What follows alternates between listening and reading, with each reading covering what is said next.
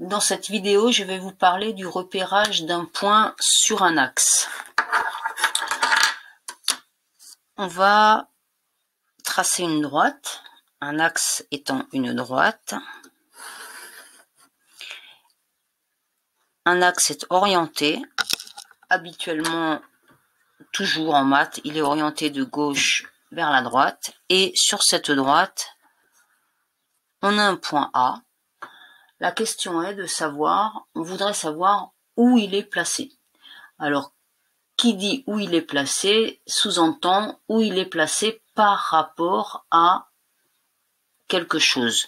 Donc ce quelque chose est un point que je vais appeler ici O. Il s'appelle souvent O en matière de repérage.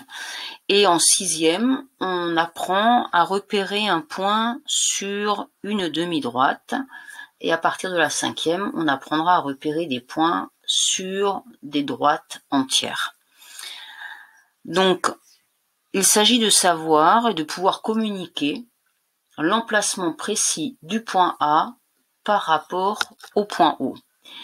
Et bien, pour faire ça, on va mesurer la distance de O à A.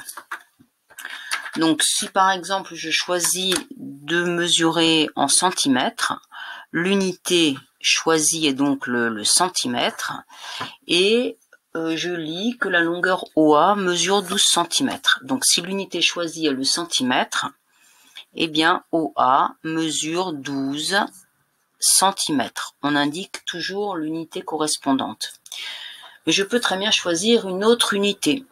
Par exemple, ici, ce segment-là, le segment que j'ai appelé C, si je décide que c'est ce segment qui mesure 1, je vais poser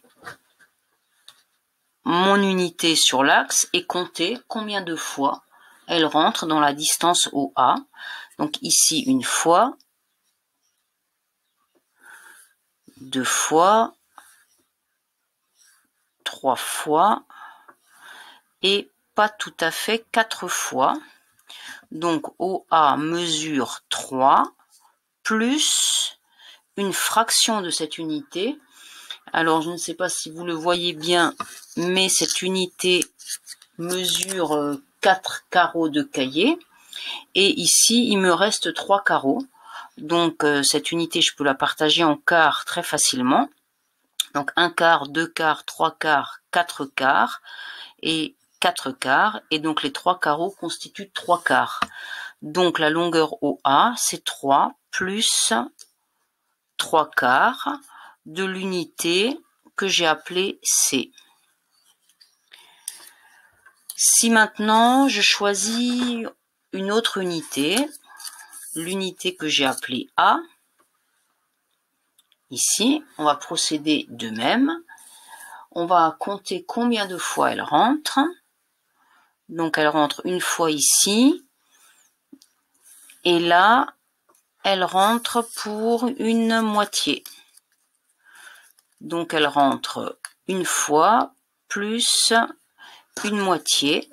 Donc je le refais. Donc une fois c'est jusque là. Donc une fois c'est jusque là, plus une moitié.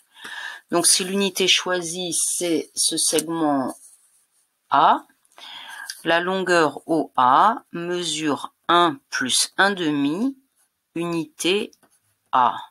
Ou bien OA mesure 1,5 unité A.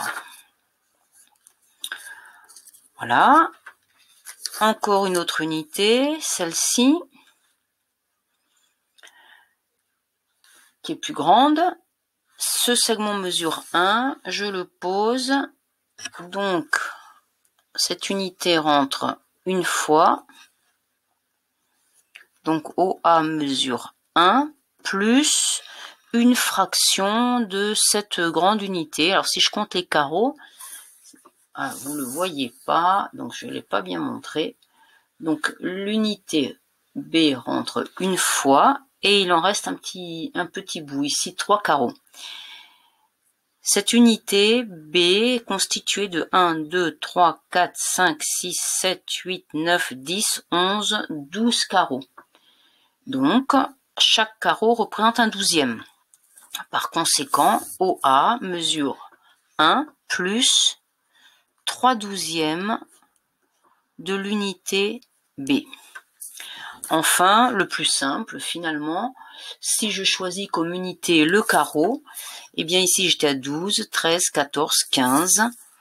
OA mesurerait 15 carreaux. Ainsi, pour repérer un point, il faut un point de départ, une origine. Et il faut choisir une unité. La longueur de mesure OA dans l'unité choisie s'appelle l'abscisse du point, avec une orthographe un petit peu compliquée.